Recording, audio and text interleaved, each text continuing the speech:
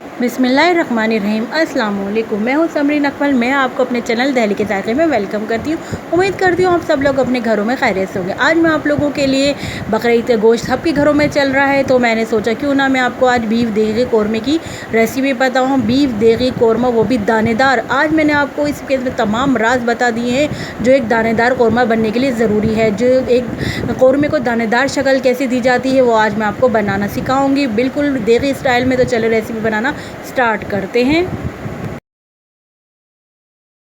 अगर आप लोग मेरे चैनल पर नए हैं तो मेरे चैनल दहली के जायके को सब्सक्राइब करें, बेल के बटन को ज़रूर प्रेस कीजिएगा, इससे मेरी नई आने वाली वीडियो आपको फौरी देखने को मिलेगी। रेसिपी अच्छी लगे तो लाइक एंड शेयर करें। बिस्मिल्लाहिर्रहमानिर्रहीम। अस्सलाम वालेकुम। आज हम बना रहे हैं बीफ का कौरमा। तो इसके लिए मैं आपको मेजरमेंट बता दूं कि हमने आधा किलो बीफ का गोश्त लिया है। आधा गोश्त किलो के हिसाब से हम जो मेजरमेंट लेंगे दही, घी और प्याज का इस्तेमाल वो मैं बता दूँ। दही, घी, प्याज, इन तीनों चीज़ों का इस्तेमाल हम आधा किलो गोश्त में आधा आधा पाव करेंगे। यानी आधा पाव हम प्याज लेंगे, आधा पाव घी और आधा पाव ही दही लेंगे। लेकिन आपको इस वक्त थोड़ी प्याज मेरी ज़्यादा नज़र आ रही होगी। इसका रीज़न ये है कि आपको पता है कि जब हम प्याज को फ्राई करते तो प्याज फ्राई करने के बाद श्रिंक हो जाती है, यानी थोड़ी वो कम हो जाती है अपने वेट में। तो इसलिए हमने थोड़ी सी ज़्यादा ली कि जब हम फ्राई करेंगे तो थोड़ी श्रिंक हो जाएगी। और इसके अलावा मैं आपको बता दूँ, इसका रीज़न आपको पता ही है कि प्याज जो है कच्ची वो गीली होती है और जब जैसे इसको हीट मिलती है तो वो श्रिंक होना शुरू हो जाती है प्याज, इसलिए हमने थोड़ी सी ज़्यादा ली है। और क्योंकि जब हम इसको फ्राई करेंगे तो फ्राई करने के बाद ये आधा पाव अपनी वापस उसी मेजरमेंट में आ जाएगी। तो ये तो आधा किलो का मैंने आपको हिसाब बताया, रेशो बताया आपको कौरमे का। इसी तरह अगर आप लोग अपने घर में 1 किलो, 2 किलो, 3 किलो जितने चाहे कौरमा बनाएँ तो उसके हिसाब से मैं आपको मेजरमेंट मैं बता देती हूँ। 1 किलो के हिसाब से अगर आप 2 या 3, 4 किलो बनाएँ तो उसको आप डबल ट्रिपल इस तरह कर लीजिएगा इनकी मेजरमेंट का। तो 1 किलो अगर आपने कौरमा बनाना है तो ऑब्वियसली 1 किलो गोश्त तो आपके पास होगा ही। तो 1 किलो गोश्त के हिसाब से आपने 1 पाव दही, 1 पाव घी और 1 पाव प्याज ले। आपकी मर्ज़ी है, आप कौरमे को तेल में भी बना सकते हैं, लेकिन घी में कौरमा ज़्यादा मज़े का बनता है। आपको बहुत क्विक, बहुत जल्दी फास्ट कौरमा बनाने की रेसिपी देने जा रही हूँ, जिसके लिए मैंने एक तरफ चूल्हे पे पतीली रख दी है और दूसरी तरफ मैंने दूसरे चूल्हे पर मैंने फ्राई पैन रख दिया है। दोनों काम हम एक साथ स्टार्ट करेंगे। फ्राई पैन में हम प्याज को फ्राई करेंगे। आपको पता है प्याज फ्राई होने में टाइम लगता है, इसलिए हम एक चूल्हे पर हमने फ्राई पैन रख दिया, इसमें हम प्याज फ्राई करेंगे और दूसरी तरफ पतीली में हम गोश्त यानी कौरमा तैयार करेंगे। गोश्त में तमाम मसाले डालकर इसको हम तैयार करेंगे। दोनों काम हम एक साथ करेंगे ताकि टाइम सेव हो जाए, कौरमा जल्दी पक के तैयार हो जाए। तो सबसे पहले हम क्या करेंगे, फ्राई पैन में हम प्याज डालेंगे। अच्छा, प्याज के बारे में मैंने आपको बताया था कि प्याज गीली होती है, तो इसलिए हम क्या करेंगे, अभी हम इसमें घी शामिल नहीं करेंगे, बल्कि हम प्याज को इसी तरह हीट देंगे ताकि प्याज थोड़ी ड्राई हो जाए। इस तरह ड्राई करने का मकसद ये है कि प्याज को जब हम फ्राई करेंगे तो ये जल्दी से फ्राई हो जाएगी जब प्याज ड्राई हो जाएगी पहले। अब जब प्याज ड्राई हो जाएगी तो अब हम इसमें घी शामिल कर देंगे। आपकी मर्ज़ी है, आप चाहें तो ऑयल में शामिल कर सकते हैं। ऑयल में इस वक्त इसमें घी शामिल करूँ क्योंकि मैं घी में बना, घी हमने शामिल कर दिया है। इसमें हम प्याज को फ्राई करना स्टार्ट कर दिया है। अच्छा, आधा पाव में से हमने तो टोटल आधा पाव घी लिया, जिसमें से आधा हमने फ्राई पैन में डाल दिया है प्याज को फ्राई करने में, और आधा पाव में से ही आधा अब हम कौरमा बनाने के लिए पतीली में घी शामिल करेंगे। दोनों जगह हमने आधा पाव घी को हमने डिवाइड कर दिया है। प्याज फ्राई करने के बाद जो घी बचेगा हम उसको पतीली में कौरमे की शामिल कर देंगे। उधर प्याज फ्राई हो रही है, इधर पतीली में हमने घी जब गर्म हो गया तो इसमें हमने 8 से 10 अदद काली मिर्चें शामिल करी। और ये देखें, एक हमने दालचीनी का टुकड़ा लिया, एक बड़ी इलायची और 4 अदद लौंगे लिए। आधा किलो कौरमे में हम इस्तेमाल करें और 4 अदद छोटी इलायची, हरी इलायची लिए, ये शामिल। अब हम इसमें एक तेज़पत्ता शामिल कर देंगे और अब हम इन तमाम साबुत गर्म मसालों को घी में क्रैकल करेंगे यानी फ्राई करेंगे। और जब ये फ्राई हो जाएंगे तो फिर हम दूसरी तरफ हमने फिर उधर जहाँ हमारी प्याज फ्राई हो रही है दूसरे चूल्हे पर, उधर भी नज़र रखनी है कहीं प्याज का डार्क कलर ना हो जाए। हमने स्पून से इसको चलाना है ताकि सब तरफ से प्याज का इक्वल कलर आ जाए, गोल्डन ब्राउन कलर आ जाए सब जगह से।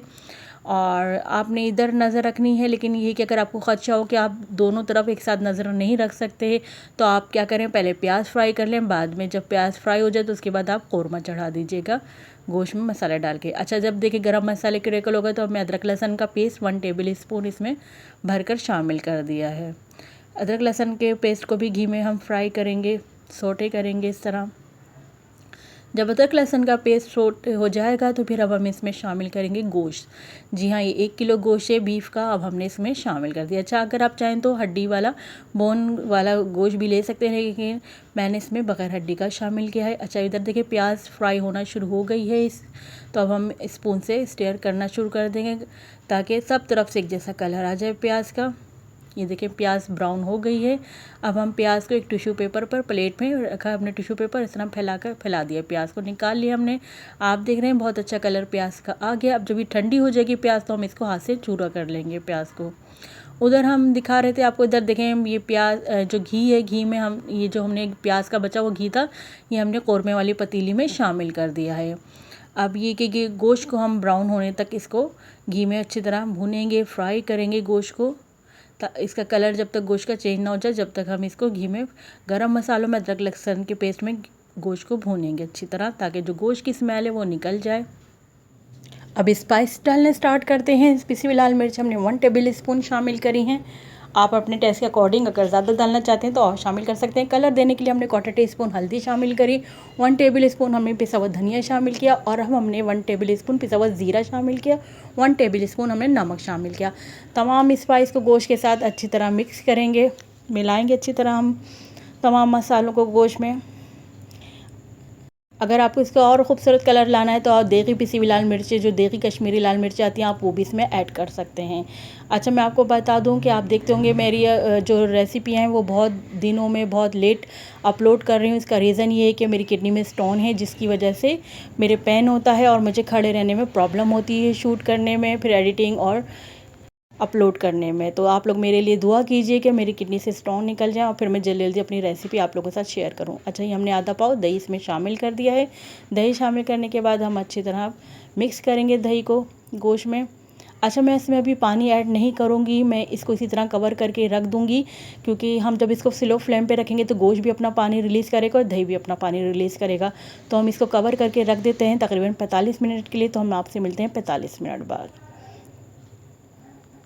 45 मिनट हो गए हैं, चेक करते हैं। आप देख रहे हैं हमने इसमें पानी बिल्कुल शामिल नहीं किया था और पानी अभी भी इसमें मौजूद है।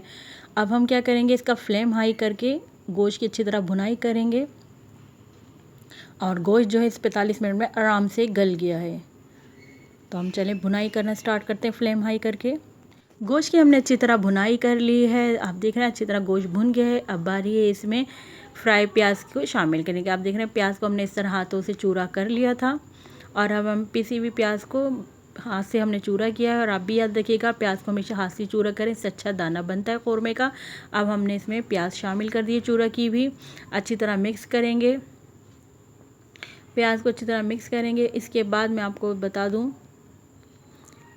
इसका मज़ीद दाना बनाने के लिए जिस चीज़ का मैंने इस्तेमाल किया है वो है बादाम। मैंने 5 अदद बादाम लिए थे, जिनको मैंने ब्लेंडर में इस तरह पीस लिया था। ये 5 अदद बादामों को मैंने पीस लिया है। अब हम इसको कौरमे की पतीली में शामिल कर देंगे, इससे कौरमे का दाना बहुत अच्छा बनेगा।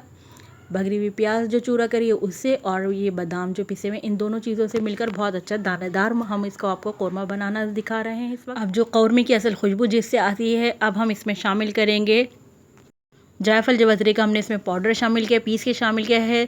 थोड़ी सी चुटकी हमने जायफल की, थोड़ी सी चुटकी हमने जवतरी की ली, दोनों को पीस के इसमें शामिल कर दिया। उसके बाद हमने पानी शामिल किया। पानी शामिल करने का मकसद इसकी ग्रेवी बनाना है और साथ साथ जो हमने प्याज और पिसे हुए बादाम शामिल किए हैं उसको हमने थोड़ा सा पकाना है हल्के फ्लेम में, बिल्कुल स्लो फ्लेम पर हम 5 से 10 मिनट के लिए कवर करके रख देंगे। थोड़ा सा हमने इसमें पानी और मज़ीद शामिल किया, ठीक है। अब हम इसको कवर करके रख देंगे 10 मिनट के लिए। तो मिलते हैं हम आपसे 10 मिनट बाद। थोड़ा सा पानी भी इसमें जब तक ड्राई हो जाएगा, पानी का कच्चापन भी ख़त्म हो जाएगा। मिलते हैं हम आपसे 10 मिनट बाद। ये देखिए 10 मिनट बाद मैं आपको दिखा रही हूँ कि 10 मिनट बाद जब मैंने ये लिड हटाई तो देखिए इसकी कंडीशन माशाल्लाह से कौरमे की आप देख रहे हैं क्या ज़बरदस्त आई है। इसके बाद अब हम इसमें शामिल करेंगे केवड़ा एसेंस। तो आप देख रहे हैं मैंने बिल्कुल थोड़ा सा हाफ़ टी स्पून मैंने या हाफ़ टी स्पून से भी कम केवड़ा एसेंस इसमें शामिल किया है। आप चाहें केवड़ा या एसेंस दोनों में से जो दिल चाहे शामिल कर सकते हैं। मैंने इसमें एसेंस शामिल किया। मैं 5 मिनट के लिए कवर करके रख दूँगी, फ्लेम बंद कर दिया मैंने। अब 5 मिनट बाद मैं आपको दिखा रही थी, देखें इसकी लुक। और ये मैंने कवर करके इसलिए रखा था ताकि जो हमने एसेंस डाला है उसकी खुशबू इसी में ही रहे, पतीली के अंदर ही रहे। अब हम डिश आउट कर रहे हैं, इसकी फ़ाइनल लुक मैं आपको दिखाती हूँ। आप देख रहे हैं माशाल्लाह क्या ज़बरदस्त कौरमा दानेदार, आप देख रहे हैं दाना आपको कितना अच्छा परफेक्ट नज़र आ रहा है। ये निशानी होती है कौरमे की, ज़बरदस्त कौरमा, अच्छा परफेक्ट देगी कौरमा जो होता है ये निशानी होती है दानेदार कौरमे की। आप देख रहे हैं माशाल्लाह क्या ज़बरदस्त दानेदार कौरमा बना है। और आप देख रहे हैं माशाल्लाह कितना अच्छा घी इसमें नज़र आ रहा है, रोगन वगैरह नज़र आ रहा है। सिर्फ जो हमने परफेक्ट इसमें मेजरमेंट डाली है, आप भी बिल्कुल सी इस मेजरमेंट से बनाइएगा इसको, और तो आपके घर में भी इसी तरह कौरमे की खुशबुओं वाला ज़बरदस्त सा दानेदार कौरमा बनकर तैयार होगा। चलती हूँ नेक्स्ट रेसिपी तक के लिए मुझे अपनी दुआओं में याद रखिएगा। जो मैंने आपको बताया है मेरे किडनी में स्टोन है, इसके लिए आप लोग मुझे ज़रूर अपनी नमाज़ों में अपनी दुआओं में याद रखिएगा। जब तक के लिए मुझे समरीन अकमल को दिली के ज़ायक़े से इजाज़त दीजिए। अल्लाह हाफिज़।